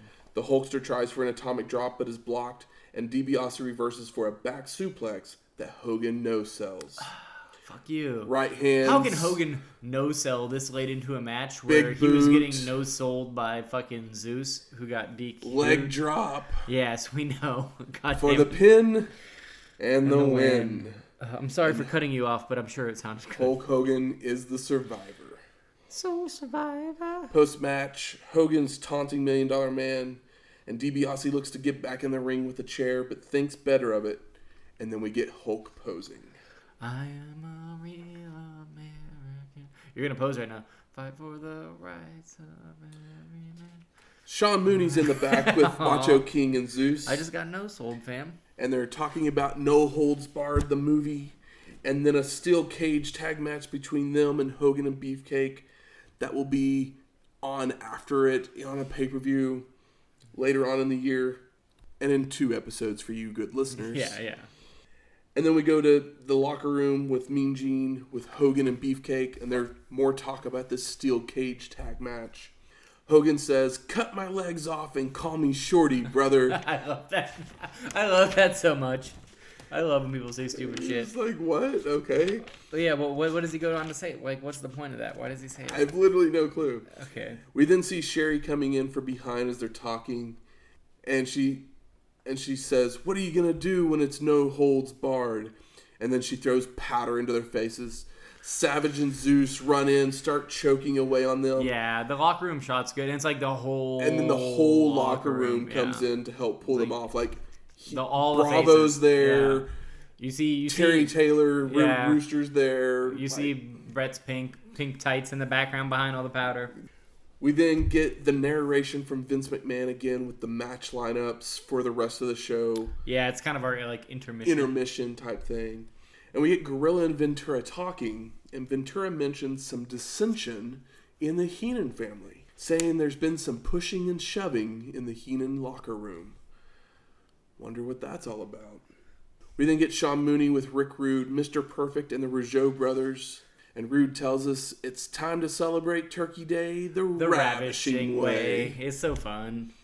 Rick Rude's so great. And while Mr. Perfect is talking, most people probably not going to notice this unless I mention it here. Yeah, probably not. I'm not. So while Mr. Perfect was talking and doing his promo, you see Genius, like, his head, like, right here in the nook of his shoulder. Yeah. But he's looking at a completely different camera than what's being shown. Like, just staring off, doing his little smile that he does. He has those crazy teeth where it's like, did he just get, like, dentures when he was 15? I guess. Rougeau's do a goofy Hogan-esque promo talking about vitamins and going to bed early. Yeah, it's not good. And then Rude shows us his tights. Dude, I want every single pair of Rude tights tattooed on my fucking face. Not on my face, but you know what I mean? That seems like that's extreme. But like you've seen like the chalk line shorts? Yes. Like, can we just have like a line of chalk line shorts that are just nothing but like Rude pants? Because they're so good. They're always so good and they're always so funny. I mean, like, the only really bad one he had was like the yellow pants with like the doo-doo hands. But like, they've all been so good. I want you to tell everyone about these pants that he has on. It's got all the face. Okay, on the back, there is a tombstone. There's 4 tombstones. Oh, there's 4 tombstones? Yeah, with a picture of every face from the opposing team. He turns around and on the upper thigh of the front of his pants, with like majestic clouds surrounded and behind them, there is the face of himself and his other teammates, and it is gorgeous. And he says that it's The back is the team that will perish, and the front is the team that will prevail. It's just like Rick Rude is so fun. He's got such a good look, good gimmick, not terrible in the ring. Mean Gene's then outside the locker room where Roddy Piper, the Bushwhackers, and Jimmy Snuka join him. Piper has to take a turkey out of the Bushwhackers. They have like one in their like it's like they're like stuck in their like gear. I guess one the trunks. Well, the trunks. There's one in like the shoulder, I think. Like one's chewing on them. I don't know, but they're just like stuck in them, and they're just like carcasses of a turkey. Yeah, and Piper says, "We're wild, we're bold, and we don't do what we're told." Yeah, it's because they're the what is it? Roddy's Rowdies. Roddy's Rowdies. It's very hard to say. Yeah. Roddy's Rowdies. And they're very rowdy, and it's pretty fun. And you can tell. I mean, I took from it that Piper was having a very good time here. Piper was having a very good time. And it's like, it's just so good to see him have a good time. I mean, this is going to be his first match. Back in the ring since WrestleMania 4? Is this pre Hell Comes 3? to Frogtown? Which I think we should cover at some point. I have no clue. I mean, he stopped and did They Live, which we all know.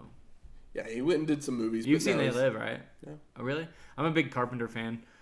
So we're off to our fourth match. The Rude Brood of Mr. Perfect, the Fabulous Rougeaus of Jacques and Raymond, and Ravishing Rick Rude, with the Genius and Jimmy Hart in their corner. I almost thought the Genius might actually wrestle. Versus Rowdies. Did I say that right? No, Rowdies. Versus Rowdies. Yeah, it's hard to say. Of Jimmy Superfly Snuka, the Bushwhackers of Luke and Butch, and Roddy Piper. So the story behind this match was Rude and Piper were feuding after Roddy cost the Ravishing One the IC title. And the Bushwhackers and Rougeaus were locked in a intense rivalry. Basically, that's code for their comedy teams doing comedy matches. Yeah, definitely. So Rude comes out, but there's no Bobby Heenan. Is part of the dissension that Jesse was talking about? No BH. He's a BM at this point. So the match starts perfect with a slam, misses an elbow drop on Luke. Butch comes in, biting Perfect's leg, and then the rest of the Rowdies join in to biting him. I thought that was fun. That was a fun spot. Everybody comes in and they all like quick tag to bite. It's pretty funny. Jacques is tagged in, keeps getting the ref to back up Snuka, so he can flip into the ring. And then he's like, I'm going to do a kip up just to show you guys I can. This match is kind of fun. I think that like we talked a little bit. I'm going to go ahead and say it. This is the most fun match. Yeah. It's also the dumbest match. But it's the funnest match. But the Rougeaus are so goofy here. They're so yeah. Goofy. And totally. I feel like maybe they just like, fuck it, we'll be goofy because we can't fight the Killer Bees anymore. You know what I mean? It's like no one's taking it seriously. We've been heels for so long, and they can do comedy, and it's kind of impressive. We're in a program with the Bushwhackers for the last year. Yeah, no shit. We're gonna do whatever the fuck we want to do. It's kind of impressive how like we all know they're great wrestlers, right? You'd agree that the Rougeaus are great wrestlers. You would also agree that the Bushwhackers are not great wrestlers. Correct. You would say that the Bushwhackers are much under Demolition. Yes. You would say they're much under Powers of Pain. Yeah. Yeah, easily. They are even less than Duggan. They're whatever. My point is, when I think of the Bushwhackers, all I think about is their little march that they do. Yeah, I don't think about their wrestling at all. No. But when you think about the Rougeaus, you think about their wrestling first, and then you think about how they weren't used and they weren't very good heels. But here they're good at comedy, and that's what I'm getting at. I don't know if they're great at comedy. I think they're good. I think they're very good at being comedic heels. Well, good, because that's what they're having to be. That's definitely what they have to be. It's unfortunate that they have to be that. Superfly reverses an Irish whip, ducks his head, allowing Jacques to flip over him, but Snuka hits a flying headbutt as Rougeau gloats. Jacques is tossed to the ropes. Snuka, with multiple leapfrogs, delivers a big chop, a backbreaker, a running knee drop, body slam, and goes to the top rope for the Superfly smash for the pin. Dude, all the cameras going off when he jumps off that turnbuckle made it feel like fucking Rudy or some shit. It was fucking gorgeous. I could not believe that like just the cameras going off when he jumped off just brought me back to being a small child at like sporting events and stuff. And it's like, oh, that's just not how that looks now. And like it really seriously felt big. Even though it's the beginning of the match, it still felt big. And Jacques Rougeau is eliminated. Rude is in, laying in right hands, tosses Snuka to the rope, leapfrogs, does his gyration before Superfly hits a jumping headbutt. Perfect's running the ropes, Snuka with a leapfrog, but Rude is holding the ropes as he is trying to still get to his feet from the headbutt, and Perfect tumbles to the floor. Perfect jumps back up on the apron, starts arguing with Rude, and Superfly hits him with a double noggin knocker. Bum, bum, bum. Piper with a high knee, head slam into the turnbuckle, big right hand, Luke with a jumping elbow knee drop. Luke with a jumping elbow drop, the Rowdies tagging in and out, double teaming Perfect. Butch tosses Perfect, ducks his head, allowing himself to be kicked in the head, but Piper's in with an atomic drop that sends Perfect to his corner. Raymond and Piper going toe-to-toe with right hands. Roddy looks for a pile driver, but Rougeau hits a back body drop, but Piper holds on to make it a sunset flip for a 2 count. See, that's where they do some comedy selling there. It's fun, Matt. It's okay to have fun in a bad show. Raymond with more punches, Irish whip to the turnbuckle, a savate kick, tosses Piper to the ropes, ducks his head, allowing Roddy to lifting for a pile driver and the pin. And Raymond Rougeau is eliminated. Perfect's in with right hands, but Piper rolls him up with a small package for a near fall. Perfect comes back with a snapmare, a neck snap, twists the head of Piper between his legs. It's pretty gnarly. He does like a straight up like Mel Gibson in Ransom or Payback, like neck break. Yeah. Piper then with a catapult on Perfect. The Bushwhackers are working on Perfect with kicks, throat chops, forearms across the back. Piper's in with a flurry of punches, stops to taunt Rude, and then hits a big haymaker to knock Perfect down, sending him 360 degrees. Butch tosses Perfect to the turnbuckle, starts biting him again, but goes to gloat, but Perfect comes from behind for a schoolboy roll-up for the pin, and Bushwhacker Butch is eliminated. Piper comes right in, tries the schoolboy roll-up on Perfect, but only gets a 2 count. Snuka's off the second rope with double chops, Luke with a headbutt to the abdominal area of Perfect. Rude comes in off the top rope, but Luke catches him in midair, followed by a face plant, and starts biting his face. It's so good. It's so funny. Tossing the Ravishing One to the ropes, where Rick leapfrogs, stops, delivers a kick, and a rude awakening for the pin. And Bushwhacker Luke is eliminated. You know what's really funny is, like, you just caught yourself in saying off the top rope, because, like, everything from, like, this show is all from the second rope. It's like all second rope shit, and like even the like WCW NWA show, it's like all like second rope shit. Got to do that second rope, man. It's top funny. Rope's too dangerous. It's funny now that like these guys don't do like nowadays. It's all top rope. No one's doing second rope shit. Nobody would even care about it. But here it's still hot shit. Snuka comes in but runs right into trouble from the Brood. Double teams, chokes, drop kicks, double fists, chops, the bootlaces to the eyes. The bootlaces. Jesse lets us know about that. Superfly begins to fire up with chops, headbutts, a flying headbutt to knock Perfect down. I love Superfly's, like, he'll do like the backhand, but he'll like really express, they always talk about like a karate kick, but like Snuka really does like some weird karate kick shit and like, you know, Bruce Lee-esque vibes, even though he is not the karate guy. He's like, you know, the jungle guy. He's basically Tarzan. Like, that's what they're selling him as. Double chops to the shoulder, tosses Perfect to the ropes, but they hit heads for a double KO. Both men crawling to make tag, and it's Piper versus Rude. Both men exchanging right hands, Piper with a back body drop, runs over to knock Perfect off the apron, tackles Rude, and they both fall through the ropes to the floor. They're brawling down the entryway, and the ref calls for the bell as they've both been counted out. I know, I was not expecting that, but it makes sense. Less sense for Rude, more sense for Piper. I mean, they're feuding. I get it. Yeah. But you robbed us of But you get to push your Snook, baby. So Snookin versus Perfect in the ring. Perfect with multiple head slams into turnbuckles, a hip toss, an arm drag, and a drop kick to send Superfly to the floor.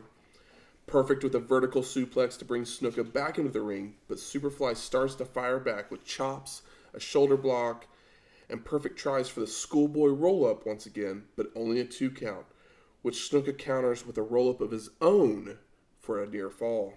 Snuka looks real good in this match. Chops, headbutts, an Irish whip to the turnbuckle, followed by a running chop by Superfly. Another Irish whip that is reversed by Perfect. Snuka jumps to the second rope and comes off with a flying crossbody, but Perfect uses the momentum to carry it over for the pin, and no! And like that's such a good moment. Superfly tosses Perfect to the ropes, ducks his head, allowing Perfect to hit the Perfect Plex for the pin, and the win. And Mr. Perfect is the survivor. But you kind of thought for a second that maybe Snuka could get it. It wouldn't have been the perfect ending to the match. No, it would not, Matthew. You big son of a bitch, you. Post-match, the Genius jumps in the ring to celebrate when Snuka comes from behind to hit a double noggin knocker, tosses the Genius to the ropes, and hits a big chop. He goes to the top rope, but Perfect pulls the Genius out of the ring in time, so we don't get a Superfly splash. Yeah, because could the Genius take it? The real question is, who cares?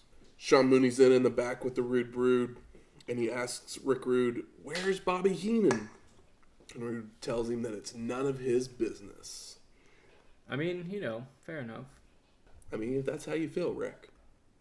Mean Gene's then with the Rockers, Jim Neidhart, and the Ultimate Warrior. And Neidhart tells us, "I hope we don't ruin your Thanksgiving dinner, Haku." Dude, that laugh is horrendous. It is very bad. I hope we don't eat too much. It's so fucking bad. Yeah, the laugh is not Jim good. Jim Neidhart did not nail his solo project here. Jannetty tells us that there's going to be a whole lot of rocking and rolling, strutting and strolling, and the Rockers taking care of business. Michaels tells us they're going to be coming in with both guns loaded. Yeah, totally.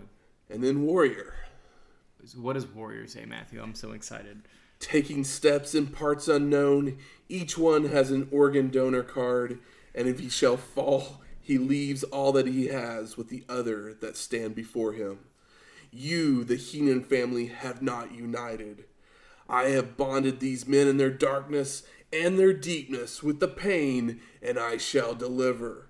I bring you the power of the Ultimate Warrior. There's something so bizarrely beautiful about Ultimate Warrior promos where, he almost is on the cusp of, sentences or concepts that could potentially bring men to tears, but then he turns them into fucking, gibberish. Beef jerky. It's oh, cool. You turned it into a cheeseburger. Thanks, dude. But he gets the intensity and he gets to the cusp of He has moments. A steak. He has a perfect ribeye steak. Yeah. And then he's but I want a cheeseburger. Yes. So he grinds that ribeye so much into a cheeseburger. He really does. Yes. Which makes that cheeseburger delicious. It's a good cheeseburger. But it's not a fucking ribeye But steak. It's not that. That's very good. That's a very good way to put it. It's very bizarre because when you read the transcripts of things he says, they almost sound like intelligent thoughts about the state of the human condition, and then they turn into ground beef, and it's really bizarre. So we're headed off to our fifth match: the Heenan family of Andre the Giant, Haku, Arn Anderson, and Bobby the Brain Heenan. Oh, I know. Why is Bobby here?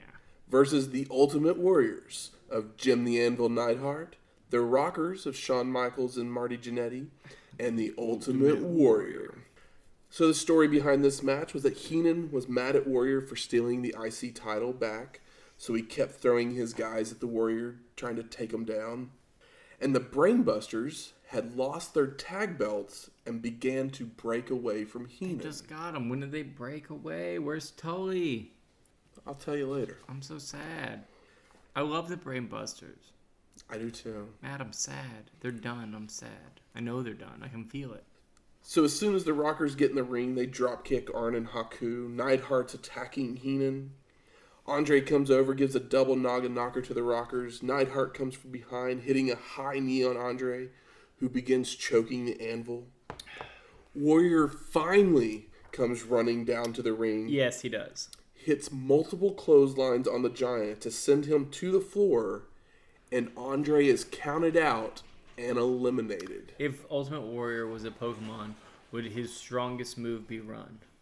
Yes. Heard, thank you. Continue.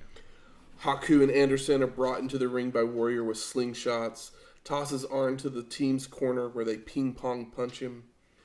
Neidhart with a back elbow, Irish whip to the corner, charges in with a shoulder block on Double A. Andre's finally gotten up from the floor and is making his way out, but the Warrior and the Rockers all kick him as he's passing by towards the entryway.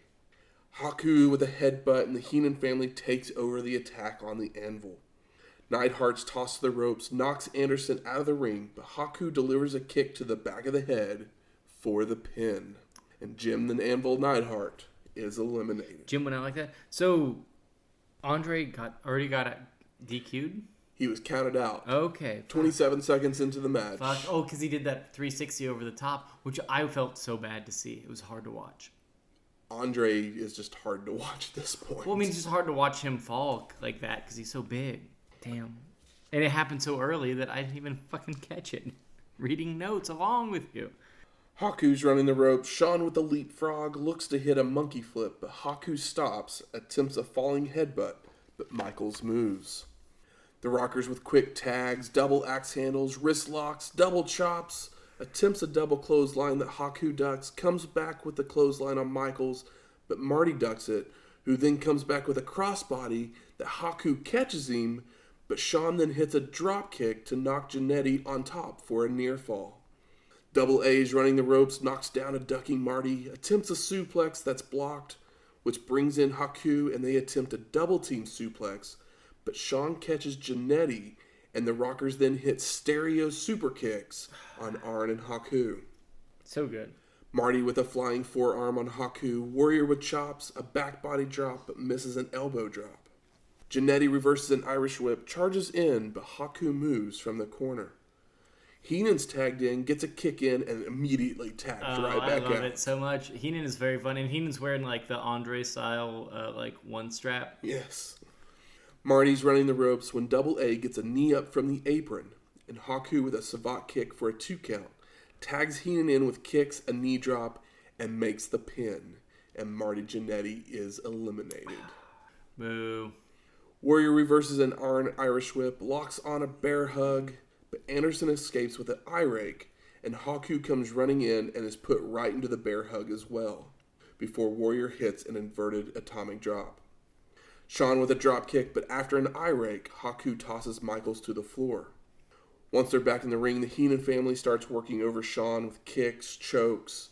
Arn tosses Michaels to the turnbuckle, who flips over a charging Anderson, takes Double A down, and wipes the mat with his face. Dude, I love that spot. Well, is this wwhere he does like the grab the ropes and like lift my body? Yeah, leaps up as Anderson charges in. Because he does kind of a, maybe it's the show where he does kind of a flare flip, but it's like a flare flip. Heenan does the flare flip. Oh, fuck me. It's amazing. But yeah, he does this here, but he just rubs his face. It's, we always say the cheese grater spot on the cage. Yeah, but it's cheese grater spot on the mat. And it is bananas. And it's on Arn Anderson, a tough man. Double team fist from the Warriors, tosses Arn to the corner, body slam, a rocket launcher of Michaels onto Anderson. Ugh, crazy. Haku's tossed to the turnbuckle, leaps up and off the second rope for a flying crossbody, but Sean ducks, goes to the top rope, and comes off with a crossbody of his own for the pin, and Haku is eliminated. Man. Michaels is tossed to the floor. Heenan looks to come off the top rope, but thinks better of it. Oh, this is his first tease? It was his first tease. Sean with a shoulder block to Arn from the apron, followed by a sunset flip. Double A tries to make a tag but is pulled over before he can for a near fall. Anderson's up and he starts yelling at the Brain about not tagging. Heenan finally reluctantly tags in, but as soon as Michaels has the upper hand, he runs back to tag Arn in, giving Anderson like literally 5 seconds. Like Anderson's just been time. like taking all the heat, taking all the hits. Sean's running the ropes when he and Double A bump heads for a double KO. Anderson and Michaels trading blows on their knees. Irish whip of Sean to the corner, who leaps up and over a charging Arn, follows with a roundhouse right and tosses Double A to the opposite corner. Attempts a monkey flip, but Anderson blocks and attempts an inverted atomic drop that is blocked. And then Michaels is running the ropes and gets caught with a spine buster It's just for the pin. It's just too exciting. You can feel that spine buster to this day. And Shawn Michaels is eliminated. That spine buster. You can feel it through the television. You can. It's amazing. It's the best. Arrive, spine buster, leave. Arrive, spine buster, leave? Yep. I like that too. Warrior with multiple shoulder blocks, running the ropes when Arn tosses him through the ropes to the floor. Heenan again goes to the top rope, but the ref starts giving him a 5 count for some reason. So the Brain I didn't even catch down. that. I just thought it was like Heenan being like, oh, well, that's not a good idea. The Brain with kicks and punches into the Warriors, no-selling them. Double A gets caught with a choke, but escapes with a headbutt to the gut. Headbutt to the gut. Anderson with head slams, forearms across the back. Heenan with chokes, reversed Irish whip sends Arn into the Brain, who falls to the floor while Double A is dazed in the ring. Warrior with the gorilla press slam, drops him to the mat and hits the Warrior splash for the pin. And Arn Anderson is eliminated. That Warrior splash doesn't look that great. Just saying. So we have the Ultimate Warrior versus Bobby Heenan. Can you say that one more time? The Ultimate Warrior versus Bobby Heenan. Thank you. Continue. Warrior sneaking around the outside. The Brain is yelling at Anderson, thinking that he's walking out on him. Playing back to the Brain Busters, trying to break away. So he didn't see the pin? He didn't see the pin because he was on the floor. Oh, yeah. He finally sees Warrior behind him and he tries to leave the ring, but the Warrior grabs him and starts tossing him to multiple turnbuckles until Heenan does a flare flip and goes to the floor. Dude, that Heenan bump, insane. Yeah. Because he looks like shit. And I know he's probably only like 40. But, like, I can't take that. And I am not 40. The Brain's headed back to the locker room, but the Warrior follows and drags him back into the ring. We get another one. He gets another pump. And then Warrior with the running clothesline and the Warrior splash for the pin and the win. And Ultimate Warrior is our survivor. But, like, it's so weird that Heenan takes the pin.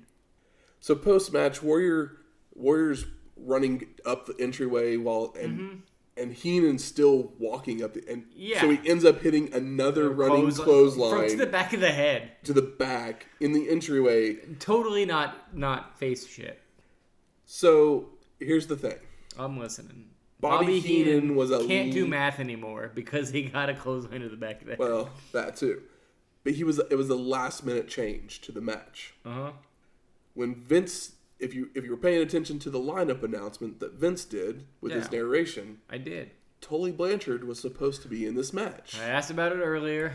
I wrote it down earlier. It didn't happen. So he was fired from the WWF the day of the show. For what? He failed a drug test for having cocaine in his system. Oh my God, but Jake was on the show. Oh my God, but Hulk was on the show. What did he do to make that happen? It's called... We don't want you here. Get out. Arn Anderson and Tully Blanchard's contracts were coming up, and they were leaving to go back to WCW. Yeah. So they had a surprise drug test. But, like, that's such bullshit. All those guys were on drugs. Exactly. That's crazy. But Tully is so good. I love Tully. I love Brainbusters. But because of the drug test, WCW rescinded their offer to Tully. Don't make me cry. But small glimmer of hope. Mm-hmm. Arn Anderson will be back very soon. Yeah. But in WCW. Tully Blanchard, man. I love Tully Blanchard. And it's the last time we'll see... This is basically Tully's last good run. Like, he shows up every once in a while at stuff, but he's never it's really... like the way that a lot of people think of Arn Anderson is the way that I'm thinking of Tully Blanchard right now. Where I'm like, oh, he doesn't... It's a bummer. For as good as Tully Blanchard, the way that he goes out of wrestling is... It's very, very sad. I mean, at least he went out on, like, the ass end of a good run. My joke was bad. Yeah, I know. You're on a high. But, like, fucking Warrior was fucking corked out of his mind. You know, Hogan was. You know, all those guys were. Oh, you know all of them were. And it's like, fucking, you can't... It's... My whole issue is I have no problem with, like, somebody being like, hey, this guy is not capable. He's not capable, and we don't think it's safe for him to do something. But if other people are also doing the same thing, then that's bullshit. You should only hang for the thing you did. But if other people are not hanging for doing the same thing, then nobody should hang. And I think that sucks. And it sucks when you make scapegoats, and it's fucking unprofessional. And, like, you know, doing drugs in a professional setting is also unprofessional. But if everybody's doing drugs and you're getting called out for it, that's fucking gross and not cool. And it upsets me. And that's just, you know, a stance outside of wrestling in general. Just a general stance. But that makes me sad for Tully Blanchard. Because this is, like, you know, pre-steroids bullshit. We know Brother Love is, you know, smoking J's and blowing it up. So Grill and Jesse say their goodbyes, and we get a video package of highlights from the evening. So Michael Temple, what is your overall thoughts of Survivor Series 1989? It was more fun to talk with you about it than it was to watch. I agree. It was... I mean, technically, the matches themselves aren't bad. Okay, let me give you my big ups. My big ups go to the fact that every match is 4 versus 4. Better than 5 versus 5 or 10 versus 10? Yes, easily. Okay. Easily. It's easily better than, like, 4 tag teams versus 4 tag teams, and you've got all these guys on the thing. It's better than that. A+. An A+ for, you know, trimming the fucking leaves. Fat. Yeah. For like pulling the weeds. You pulled the weeds, but it was more fun to talk about than it was to watch. Like I was saying, the matches themselves, they're not bad matches. No. There's nothing really there. There's nothing great, there's nothing bad. But there were certain choices made on this show that make the show just like I would never recommend someone watching this show. No. Never ever. No, not at all. This is like maybe one of the least consequential shows we've watched.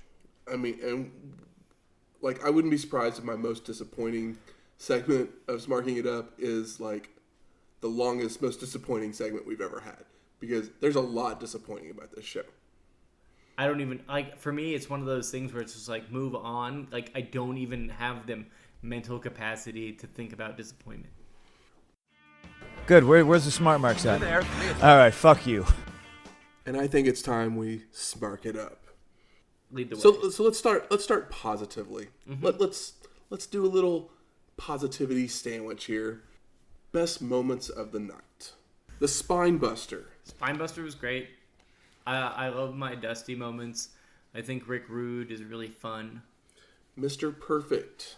And Snuka. The last 5 minutes of that match are great. Snuka was really fun. But everybody just has moments. Like, everybody kind of gets their moment. Some are bigger than others, but, like, I don't know if there's any, like, actual, like, point my finger on this moment. Would you love to see, like, what if... This is kind of weird. I'm gonna give Warrior promos a best moment. They were great. Because they're at least fun. They were very fun. Like, I told you, I was like, yo, they kind of almost make you think stuff. But then you realize that they don't mean anything. What if it was Muda and not Zeus? What if it was Muda Hogan and not Zeus in No Holds Barred? And you actually had a movie that was watchable, but you also have him fighting a guy that can't work. I think that would just make me mad. Because you have to waste a Muda? Yeah. Yeah, I agree. Zeus being like... But like Hogan probably at one point could work. He just doesn't. He just doesn't. Anything surprising in this show? Unfortunately, is no. That there was teams of 4 instead of 5? Yeah, that's not surprising. That's just better. Yeah. I would say that the most surprising thing that was that Roddy was back and having fun, as opposed to like not having fun. I would assume he would be back and like kind of angry about it, but he was back and like having a good time about it, and it was really fun to see him like so excited to interact. Earthquake showing up. That's a surprise. I was never sure exactly when he got started. And the huge surprise for me was you telling me that Earthquake did a run in sumo, and I was like, holy shit. Yeah. That's cool. That was cool. It was really cool. How about best performer of the night? It's Mr. Perfect, right? I would say roll the dice, but yeah, we couldn't, like, there's like 5 guys that it could be, and it might as well be Mr. Perfect. So we've come to most disappointing. Do you have anything to get off your chest? Or would you like me to take the floor? If I could just axe handle a real American into a grave. You would? I would. I mean, that match is... really frustrating. Really frustrating. Because here's the thing. We've seen so much of this. How did Zeus, Barbarian, and Warlord get eliminated? All by disqualification. The faces couldn't even make a pin on them. No. Hogan, since we have started, do you know how many times he has taken a loss? 0. If you include him not winning the Royal Rumble... That's not a pin. He's not a pin. And he didn't win WrestleMania 4, the tournament, because of a double count out with Andre. That's not a pin. That's the only time he has not won. He is in a... He's in a Survivor Series match where he doesn't need to win. He doesn't. No. If he even if they want to do a count out, loss, like let him lose to a count out and have him go to the back and let the final 2 be Roberts and DiBiase. Oh, that'd be great. I'm fine with that. Yeah, I'd love to see that. Fine with that. But once they got to him and DiBiase, let DiBiase get the rub. It builds DiBiase up. DiBiase needs the rub because you gave him a great start and you didn't ever let him do anything. He hasn't done anything since WrestleMania 4. But he still has fucking the best. It's now a year and a half later. Some of the best promos the company has ever produced. It's just come to this point with Hogan that they just won't do anything. No. With him, and it's just like, just go in there and do your 4 moves, and we'll protect you. It's like a Schmeagol Lord of the Rings thing, where like Vince is Schmeagol and Hulk is the precious, the ring, where he's like, maybe if I let go, I could make more, but also if I let go, I could make less. But I am kind of comfortable where I am here, and he just continues to stay comfortable. I mean, there's some other stuff on this show. Like, I would have changed a couple people around. Like, why is Brutus on a team with Dusty? Why isn't he on the team with Hogan? Hogan and Brutus are in a tag match in the next pay-per-view together. And Brutus was on a team with Hogan at the previous pay-per-view. Yeah. But all of a sudden he's now on a completely different team. Why isn't he with Hogan? I'm not really going to argue that because, we'll see if Brutus can, get a pop. Because literally if you put bigger stage. Hogan, Brutus, and not the Brainbusters, some other tag team, okay, versus Macho, Zeus, DiBiase. So you include Roberts. Yeah. And you include... What, you're going to do a Greg Dino thing? Hart and Dino, sure, why not? Yeah. Who cares at that point? But at that point, you can't do a tag. So you don't have a tag team on either team. But that's kind of smart because you can do 2 tag teams. But Macho and Zeus and DiBiase all have this kind of triangle of heeldom with Zeus against Hogan and Roberts and Beefcake triangle of faced them, Yeah. it makes more sense for them to all be in the same match. And they break them all apart in 3 different matches. And it makes no sense. I'm not mad for them all trying something. I'm just so tired of the fucking Hogan shit. That's all. I'm just saying that... No, I understand. I understand where you're coming from. There's things that they could have done completely different that would have made more sense. I can't say if it would have made the show more enjoyable because it's a Survivor Series. Yeah. It's all hindsight. We've all agreed that Survivor Series is our least favorite pay-per-view because these matches, they're just... Here's the other thing.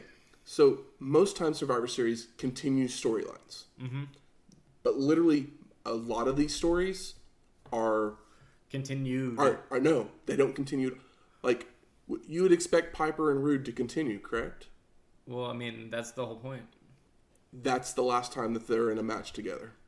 The blow-off to their feud is a double count-out in a Survivor Series match. That's not a blow-off. Exactly. Like, what I mean, what that is point? a blow-off to a feud, as opposed to having a feud.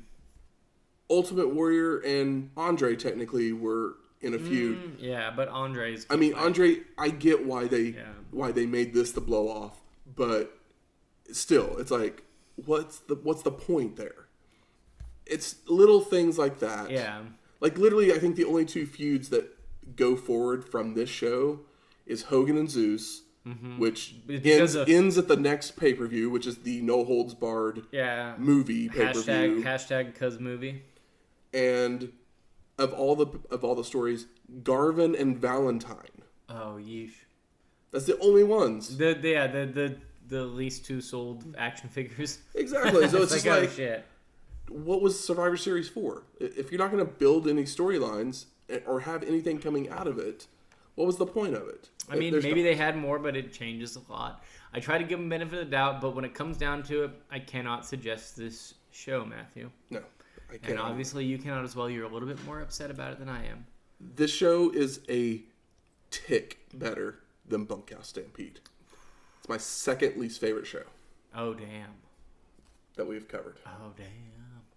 I think Bunkhouse has a little bit of grit and, like, we don't know what's actually happening that kind of gives it a bit of charm over this. The best match on that show was a Larry Zbyszko match. That tells you how bad that show was. Yeah, but I'm just saying, like, production-wise, I have a little bit of a charm for it. Whereas this one, it's like they know what they're doing and they just fucked it up. And that's what's kind of charming. It just kind of feeds into, like, my love of people not knowing what they're doing and trying. Whereas, like, this is, like, people that know what they can do and pulling off a bad job with a lot of money. I'd rather see somebody do a job with a lot of heart with no money than somebody with a lot of money do a job with no heart. This was we just have to make it happen. Is kind of the feeling of the show. But what it comes down to is I am not a real American. I mean, it's all heels forever in this WWF world. But I need Iron Sheik to come in with, like, some, like, Kinchin Liger spike and, like, almost stab Hulk Hogan. Well, that's not happening. I know, but I'm just saying. I'm just so tired. I know you're tired, too. And now for a look back even farther into the history of wrestling. The dusty finish. Dick Hutton had defeated Lou Thesz, and the World Championship was a disputed title. But the NWA kept rolling. In St. Louis, Missouri on January 9th, 1959, Pat O'Connor would become the 6th NWA World Heavyweight Champion. Pat O'Connor, born in New Zealand in 1924, was a sheep herder growing up until he joined the New Zealand Royal Air Force. Before entering the world of professional wrestling, he was an amateur wrestler, winning the New Zealand Heavyweight Championship in 1949 and 1950. By 1955, O'Connor was working in Toronto and made it all the way to the top of the tower, winning the British Empire Heavyweight Championship. After winning the NWA World Heavyweight Championship, he was also recognized as the AWA World Champion, but he never defended the title and was stripped of it. Pat O'Connor would be inducted into the Professional Wrestling, NWA, Wrestling Observer newsletter, and WWE Hall of Fames for his accomplishments. He would hold the NWA title for 2.5 years until a nature boy came calling. Yeah, I don't know shit about Pat Connor. That sounds very interesting. New Zealand in the early 50s, and then like titles, like it didn't sound like he won them. Yeah, he had all those titles. But like, well, maybe not the AWA one, but yeah, where it was like, but then he was like he won a title and then was recognized. He was recognized as the AWA champion because that territory was breaking off to become the AWA. Yeah. Basically, it was. I don't know anything about. They basically said NWA call our bluff, and yeah, he didn't show up to defend his title. It's just one of those things. Like most of those names, I recognize. Pat O'Connor, I'm not familiar with. Next week, Starrcade 1989. Future Shock. I'm kind of excited for this one. Why shouldn't I be? You should be. Ric Flair for fucking 1989. You're going to get 1989 Ric Flair. You're going to get a Ric Flair versus Sting, a Ric Flair versus Luger. Fuck me. A Ric Flair versus Muta. Are you fucking... Is that a joke? A Luger versus Sting. Oh, a Luger versus Muta. So it's like a 3x3? It's like a mini round robin tournament. And that's just the singles. Jesus You also Christ. are going to get some tag team action in round robin action as well. All I know is there's no way we're going to see another full year like this in a while, right? I doubt it. Like maybe like until we get like Bret and Shawn, maybe? Possibly. I don't know. But like holy crap, Ric fucking Flair, Jesus Christ, your 1989 is incredible. The music from this week's show is the theme from the Survivor Series. And we have a new theme to play this week.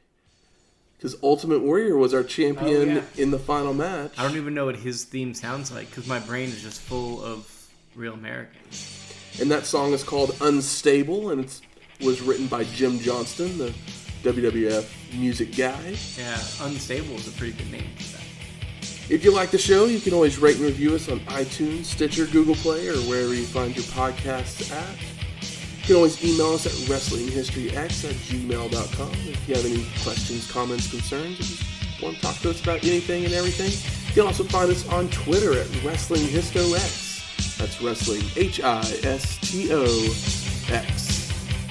We'll talk to you next week.